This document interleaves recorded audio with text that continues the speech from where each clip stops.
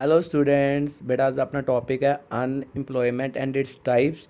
बेटा plus two class लिए भी बहुत इंपॉर्टेंट टॉपिक है, प्लस एसएससी या कोई भी कंपीटेटिव एग्जाम्स भी इससे क्वेश्चन पूछे जाते ने बेटा। सो ਆਪਾਂ डिस्कस करते हैं topic unemployment and its types. बेटा अनएम्प्लॉयमेंट का सब तो पहला मीनिंग की होंगे, देखो ਉਹ ਵਾਲੀ ਸਿਚੁਏਸ਼ਨ ਜਿਹਦੇ ਵਿੱਚ ਪੀਪਲ ਹੈ ready and willing to work, ਮਤਲਬ ਉਹ ਕੰਮ ਕਰਨ ਲਈ ਤਿਆਰ ਨੇ ਬੇਟਾ at the existing rate of wages, ਜੋ ਮਾਰਕੀਟ ਵਿੱਚ ਵੇਜਿਸ ਚੱਲ ਰਹੇ ਹਨ, but still they can not get work, ਫਿਰ ਵੀ ਉਹਨਾਂ ਨੂੰ ਕੰਮ ਨਹੀਂ ਮਿਲ ਰਿਹਾ।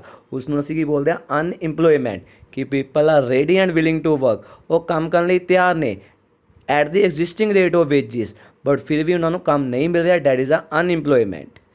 बेटा अपने इंडिया के अनइंप्लॉयमेंट देखो किस दे द्वारा मैयर की जाती है? NSSO, national sample survey organisation in India. MCQ point of view बेटा बहुत ही इंपॉर्टेंट अपना यह है।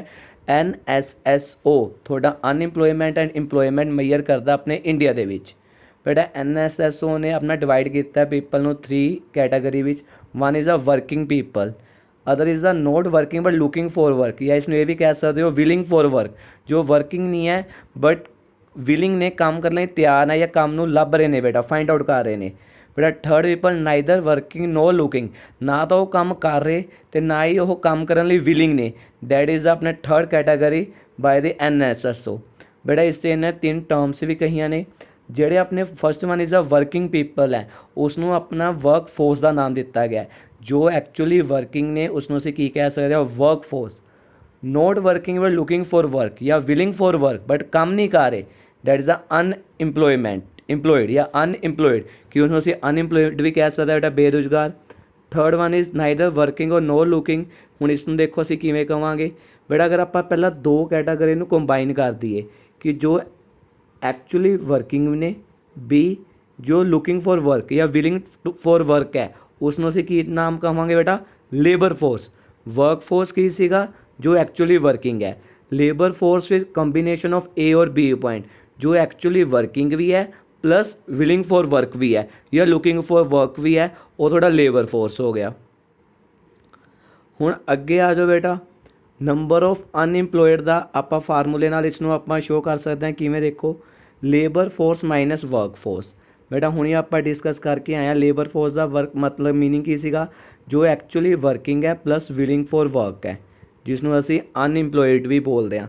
वर्क फोर्स की है एक्चुअली जो थोड़े वर्किंग है, ठीक है जी। जो असी इस दे विचों बेटा माइनस करांगे, साढ़े को निकल के आ जाएगा जो विलिंग फॉर वर्क है बट काम नहीं कर रहे, उन्होंने असी अनइंप्लॉयड भी बोलते हैं।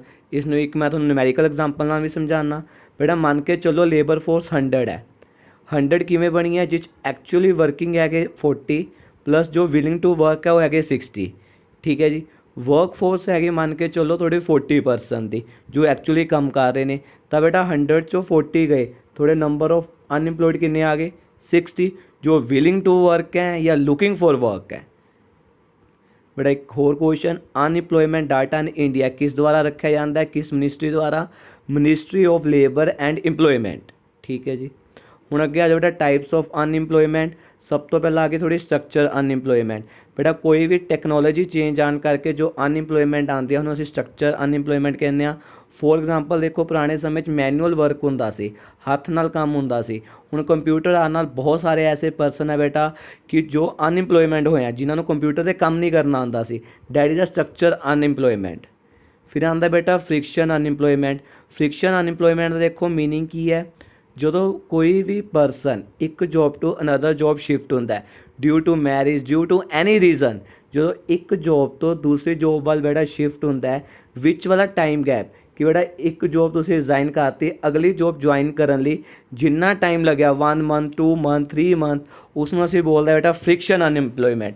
एक जॉब ਨੂੰ ਰਿਜ਼ਾਈਨ ਕਰਨ ਤੋਂ ਬਾਅਦ ਦੂਸਰੀ ਜੋਬ ਨੂੰ ਬੇਟਾ ਜੁਆਇਨ ਕਰਨ ਲਈ ਜਿੰਨਾ ਟਾਈਮ ਲੱਗਦਾ ਉਸ ਟਾਈਮ ਦੇ ਵਿੱਚ ਉਹ ਅਨਇੰਪਲੋਇਡ ਰਿਹਾ, ਉਸ ਨੂੰ ਅਸੀਂ ਬੋਲਦੇ ਹਾਂ ਫ੍ਰਿਕਸ਼ਨ ਅਨਇੰਪਲੋਇਮੈਂਟ। फिर आंदा बेटा साइकलिकल अनइंप्लॉयमेंट। देखो जी अपने काफ़ी फेसिस होंगे बेटा इकोनॉमी के, अपने ट्रेड साइकिल के, जिसमें असीं कहते हैं बूम, डिप्रैशन, रिसैशन, रिकवरी।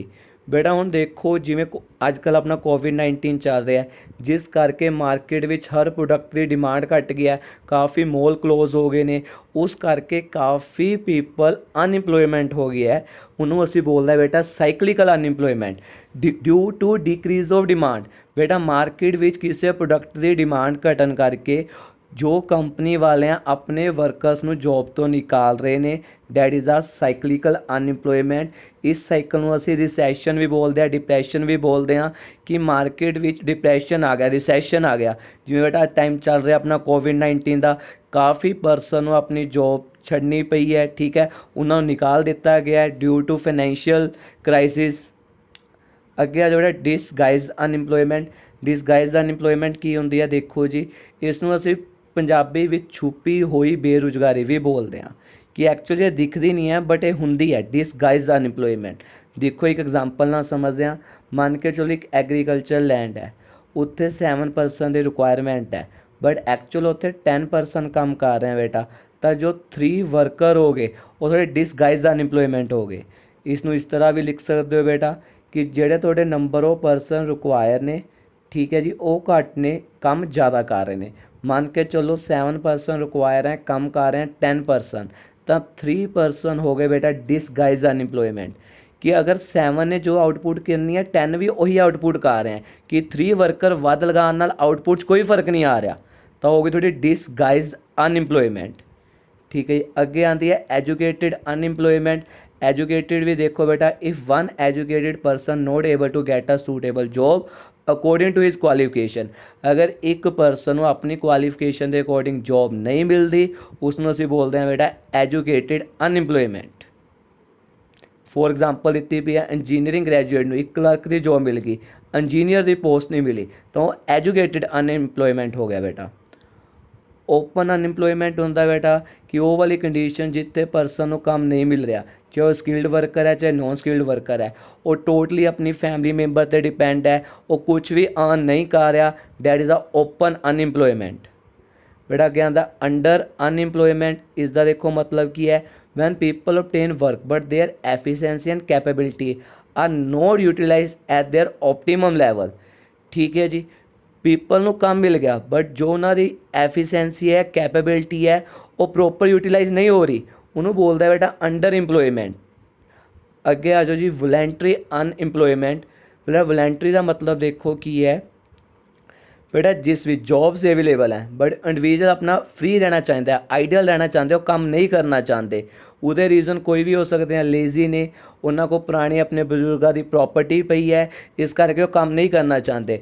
ਮਤਲਬ ਜੌਬਸ ਮਾਰਕੀਟ ਵਿੱਚ ਅਵੇਲੇਬਲ ਹੈ ਬਟ ਉਸ 'ਤੇ ਉਹ ਕੰਮ ਨਹੀਂ ਕਰਨਾ ਚਾਹੁੰਦੇ, ਉਹਨੂੰ ਬੋਲਦਾ ਸੀ ਵੋਲੰਟਰੀ ਅਨਇੰਪਲੋਇਮੈਂਟ। ਅੱਗੇ ਆਉਂਦਾ ਬੇਟਾ ਨੈਚੁਰਲ ਅਨਇੰਪਲੋਇਮੈਂਟ। ਦੇਖੋ ਜੀ, ਕਦੀ ਵੀ ਚਾਹੇ ਅਸੀਂ ਕਹਿ ਦਈਏ ਫੁੱਲ ਇੰਪਲੋਇਮੈਂਟ ਹੈ, ਉਸ ਦਾ ਮਤਲਬ 0% ਅਨਇੰਪਲੋਇਮੈਂਟ ਨਹੀਂ ਹੁੰਦਾ। ਚਾਹੇ ਬੇਟਾ ਆਪਾਂ ਕਹਿ ਦਈਏ ਕਿ ਫੁੱਲ ਇੰਪਲੋਇਮੈਂਟ ਹੈ ਬਟ ਉਸ ਦਾ ਮਤਲਬ ਵੀ 0% ਅਨਇੰਪਲੋਇਮੈਂਟ ਨਹੀਂ ਹੁੰਦਾ। ਕੁਛ ਨਾ ਕੁਛ ਨੈਚੁਰਲ ਅਨਇੰਪਲੋਇਮੈਂਟ ਰਹਿੰਦੀ ਹੈ ਬੇਟਾ। ਨੈਚੁਰਲ ਜਿਹਨੂੰ ਅਸੀਂ ਐਲੀਮੀਨੇਟ ਨਹੀਂ ਕਰ ਸਕਦੇ ਬੇਟਾ। ਨੈਚੁਰਲ ਦੇ ਵਿੱਚ ਇਹਦੇ ਮੇਨ 2 ਪਾਰਟ ਆਉਂਦੇ ਆ, ਸਟਰਕਚਰ ਐਂਡ ਫ੍ਰਿਕਸ਼ਨ, ਜੋ ਆਪਾਂ ਉੱਪਰ ਡਿਸਕਸ ਕਰਕੇ ਆਏ ਹਾਂ। ਕ੍ਰੋਨਿਕ ਅਨਇੰਪਲੋਇਮੈਂਟ ਹੋ ਗਿਆ ਬੇਟਾ, ਜੋ ਲੰਬੇ ਸਮੇਂ ਤੋਂ ਇਕਨੋਮਿਕ ਵਿੱਚ ਚੱਲਦੀ ਆ ਰਹੀ ਹੈ, ਉਸ ਨੂੰ ਅਸੀਂ ਕ੍ਰੋਨਿਕ ਅਨਇੰਪਲੋਇਮੈਂਟ ਦਾ ਨੇਮ ਦਿੰਦੇ ਹਾਂ ਬੇਟਾ। ਅੱਗੇ ਆਉਂਦਾ ਬੇਟਾ ਤੁਹਾਡਾ ਸੀਜ਼ਨ ਅਨਇੰਪਲੋਇਮੈਂਟ। ਦੇਖੋ ਜੀ, ਸੀਜ਼ਨ ਅਨਇੰਪਲੋਇਡ ਦਾ ਮਤਲਬ ਕੀ ਹੈ ਕਿ ਇੱਕ ਈਅਰ ਦੇ ਵਿੱਚ ਕੁਝ ਮੰਥ ਬੇਟਾ ਉਹਨਾਂ ਨੂੰ ਕੰਮ ਮਿਲਿਆ, ਕੁਝ ਮੰਥ ਕੰਮ ਨਹੀਂ ਮਿਲਿਆ। ਜਿਵੇਂ ਫਾਰਮਰ ਹੋ ਗਏ ਬੇਟਾ, ਆਈਸਕ੍ਰੀਮ ਵਾਲੇ ਹੋ ਗਏ, ਐਸੇ ਕਾਫੀ ਐਗਜ਼ਾਮਪਲ ਹੈ ਬੇਟਾ, ਉਸ ਨੂੰ ਅਸੀਂ ਬੋਲਦੇ ਹਾਂ ਸੀਜ਼ਨ ਅਨਇੰਪਲੋਇਮੈਂਟ। ਬੇਟਾ ਅੱਜ ਦਾ ਆਪਣਾ ਟੌਪਿਕ ਖਤਮ ਹੁੰਦਾ ਹੈ ਆਪਣਾ, what is the unemployment and it's types.